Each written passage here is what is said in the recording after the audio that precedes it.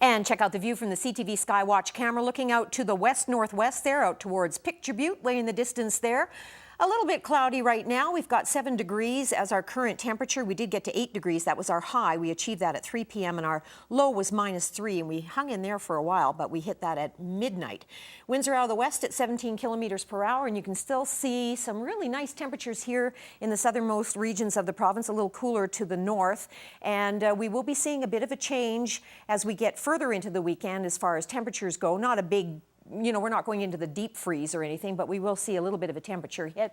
We've got 4 degrees as you look to the west there in the Cranbrook area. But yeah, as we get into Sunday, we'll be single-digit 1 degree, and then tomorrow probably sliding to -1 by the afternoon.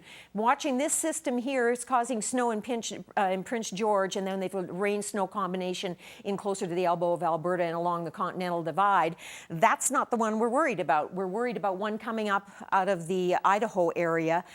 Been watching that for the last couple of hours, and that's the one that is looking to make a break across the border into southern Alberta tomorrow. So we've got a little bit of cloud cover coming out of the northwest because that'll be our flow direction tomorrow. But the precipitation, the chance of that wet flurry, that soggy, sloppy snow event could be coming up out of the south. So we're still watching that, but we've got rain-snow combination in through the higher elevations in BC. Now, the Avalanche Centre has sent out a cautionary tale about snowboarding and snowmobiling in the backcountry this weekend in through BC because a lot of the areas are starting to show some instability because of the warm temperatures and the variable amounts of rain and snow and warm temperatures all mixed in together. So be very careful if you're going to be going there. Down east, it is a mess. There's a huge low-pressure center that's moved up from the eastern seaboard, area of Arctic air compressing from the north. So it's got nowhere to go. So all these areas are looking at varying amounts of snow and strong winds. The entire province of Nova Scotia is under a blizzard and a heavy snowfall warning. So you know that there is huge amounts of precipitation that is going to be landing in eastern Canada. We've got some blowing snow in Winnipeg right now, -7 degrees, -9, -11 in Regina and Saskatoon.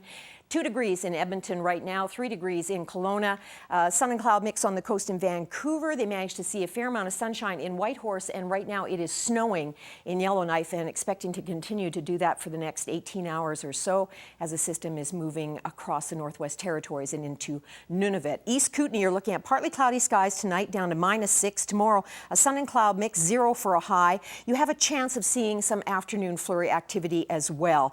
Crow's Nest Pass looking at mainly clear skies tonight. Sun and cloud mix to start the day, but that chance of late day flurries, 4 degrees, and then your temperature will slide down possibly to -1 by mid-afternoon. In Medicine Hat, mainly clear tonight, down to -8, up to 3 degrees tomorrow. You'll have mainly cloudy skies with the sunshine trying to peek through occasionally. And here in Lethbridge, we're looking at skies continuing to get more cloudy as the evening hours continue on, -8 for a low. And then tomorrow starting off with that sun and cloud mix, and then the sky really gets cloudy, and it looks like if that area of high pressure that's currently dominating our weather here doesn't hold on, if it breaks down, then that system coming up from Idaho could be bringing some precipitation with it in the form of that wet, sloppy flurry activity. So just be aware of that. So our daytime high tomorrow, 4 degrees, or 3 degrees rather, will hit that early and then slide down to -1 as that system tries to overtake southern Alberta. But we do recover, and we can recover nicely. We get down to overnight lows that are above average for what our overnight low is usually -11 degrees for this time of year. So not doing bad there.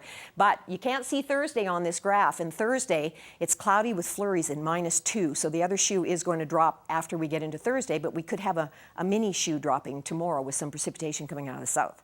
Now, we just want to congratulate Henry. I just have to look at my notes here. Henry has been volunteering for 7 different organizations for over 25 years for southeastern BC and southern Alberta. So yeah, Henry deserves a basket, and we have one here for you. That's it for me. Have a safe weekend, everyone. Just be aware, could be seeing a little bit of that flurry wet snow tomorrow, so drive carefully.